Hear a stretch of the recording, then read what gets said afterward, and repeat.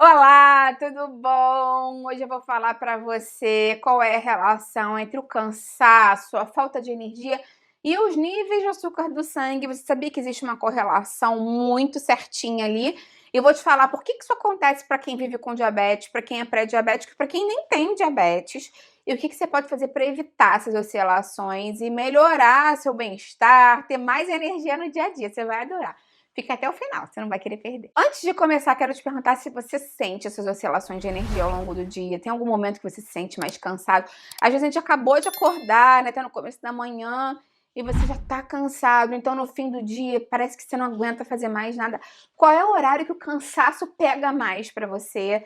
Escreve pra mim aqui embaixo nos comentários. E se você gosta desse tipo de vídeo, já deixa logo a sua curtida para eu saber que você gosta do meu conteúdo, que você apoia o canal. Isso é super importante para mim. É muito importante a gente falar mais sobre essa questão de níveis de glicose, níveis de açúcar do sangue para a energia do nosso corpo. Claro que a energia que a gente tem, né, essa capacidade de se sentir bem, disposto, está relacionada a muitas coisas, mas o açúcar do sangue tem um impacto muito importante nesse sentido, até porque o açúcar, né, a glicose, está lá como uma fonte preferencial e muito rápida de energia para dar aquela disposição que a gente quer.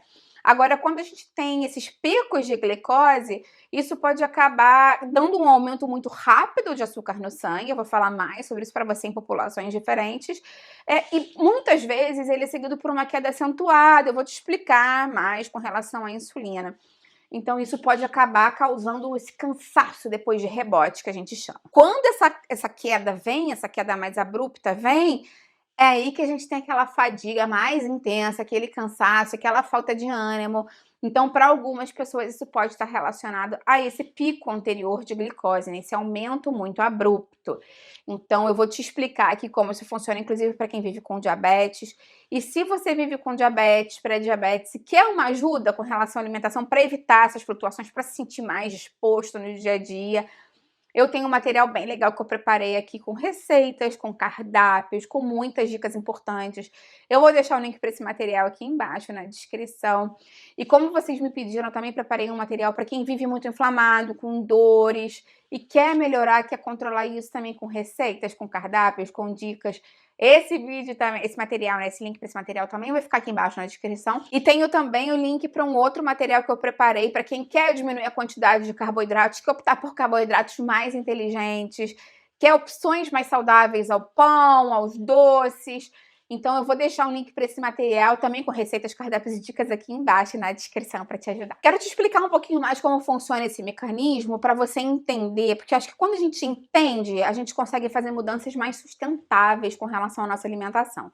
Então pensa comigo, você consumir um alimento que é muito rico em carboidrato, ele vai ter muita glicose e essa glicose vai entrar muito rápido no seu plasma, né? Vai passar lá do estômago para o intestino e como ela é absorvida muito rápido, ela rapidamente entra na corrente sanguínea. O nosso corpo não quer esse aumento muito rápido de glicose. A glicose muito alta é tóxica para o nosso cérebro e para várias estruturas do nosso corpo. Então, nesse primeiro momento que ela entra no plasma, você tem uma subida de energia muito grande. E aí tem essa sinalização com relação a hormônios e cérebro para você secretar mais insulina.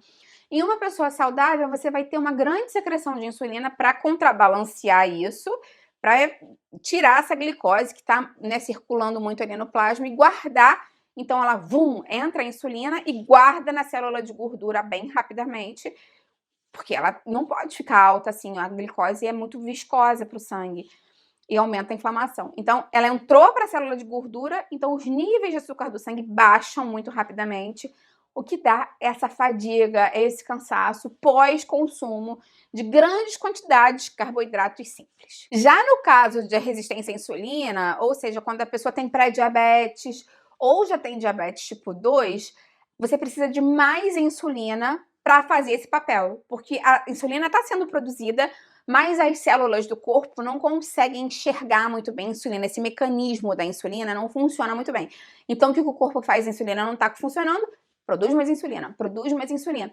Então, isso aumenta a quantidade de insulina no plasma para que ela cumpra a mesma função e, de fato, né, ela acaba de uma forma mais capenga funcionando dessa forma, mas os níveis de açúcar do sangue ficam altos por mais tempo. E você também tem esse desgaste do organismo e ficar produzindo mais insulina. Então, isso causa um cansaço também. Sem contar que quando o açúcar está no sangue, mas não está dentro das células, as células não têm glicose, não têm a energia que elas precisam. Então, a pessoa de fato se sente mais cansada. Isso é um paradoxo muito interessante com relação ao açúcar do sangue descompensado. Porque às vezes o sangue está alto, o açúcar está alto no sangue, mas não tem açúcar dentro da célula. Então, apesar de você ter muito açúcar no seu corpo, as células estão famintas, elas estão precisando de energia, porque a insulina não funciona bem, no caso do diabetes tipo 2 ou pré-diabetes, ou nem tem insulina, no caso do diabetes tipo 1. Então, esse é um ponto muito importante também, porque às vezes os diabéticos ou pré-diabéticos se sentem tão cansados mesmo com o açúcar do sangue tão alto. Então, o que você pode tentar fazer para minimizar essas questões, essas oscilações de açúcar do sangue e esse cansaço, essa fraqueza, essa fadiga mesmo recorrente relacionada a esses picos e quedas de açúcar no sangue? Primeira coisa é você selecionar melhor o tipo de carboidrato que você consome. Então, quando você consome carboidratos de menor índice glicêmico, eles vão passar de forma mais gradual do seu estômago para o seu intestino, do intestino para o plasma. Então, como ele vai entrando de uma forma mais lenta, as células vão conseguir fazer esse ajuste de uma forma melhor. A secreção de insulina é mais lenta também. Então, o açúcar consegue entrar melhor para as células que precisam e você vai ter até menos acúmulo na célula de gordura daquele excedente. Outro ponto importante é você fazer boas combinações de alimentos. Então, você consumir sempre os carboidratos com proteína, com fibra e com gordura saudável, porque elas têm uma capacidade de limitar mais, de lentificar a absorção desse carboidrato, facilitando esse processo metabólico todo também. Um ponto bem importante também é você evitar o consumo de açúcar refinado, alimentos muito ricos em açúcar, processado, açúcar de adição, porque o açúcar tem um índice glicêmico altíssimo e ele é uma caloria vazia e vai com certeza piorar esse quadro. Outro ponto importante é você fazer refeições fracionadas ao longo do dia e equilibradas, no sentido de que o ideal é que você não consuma nada de carboidrato de manhã, só 2 ovos mexidos, por exemplo, aí depois do almoço um pratão de macarrão, e aí depois no lanche você não consome quase nada. O ideal é que você faça uma divisão, né, um fracionamento desses carboidratos ao longo do dia, tendo sempre cuidado de acrescentar, como eu te falei, carboidrato, proteína, gordura e fibra na refeição, mesmo no café, mesmo no almoço, para que você tenha um nível de glicose mais estável. Outro ponto importante é você lembrar da hidratação. Até tem um vídeo inteiro aqui falando como a água está relacionada ao açúcar do sangue. Quando a gente está menos hidratado, o açúcar do sangue pode ficar mais descompensado. Todas as reações acontecem em meio aquoso, então é bem importante a gente se manter hidratado ao longo do dia para melhorar o metabolismo de glicose também e diminuir a sensação de cansaço. Eu vou deixar o link para esse vídeo aqui embaixo na descrição para você. Me conta aqui embaixo, então, o que você faz no dia a dia para evitar esse cansaço? Se você repara que você se sente com mais fadiga depois do almoço, depois do jantar, ou se você já se sente cansado ao longo do dia inteiro, em que horário isso pega mais para você? Eu vou adorar ver o seu comentário. Lembra de deixar a curtida no vídeo, que isso é super importante para mim, e compartilha esse vídeo com quem precisa, com quem vai gostar. Vamos juntos ampliar essa corrente do bem, que é isso que eu quero aqui com o canal. Até a próxima, tchau, tchau!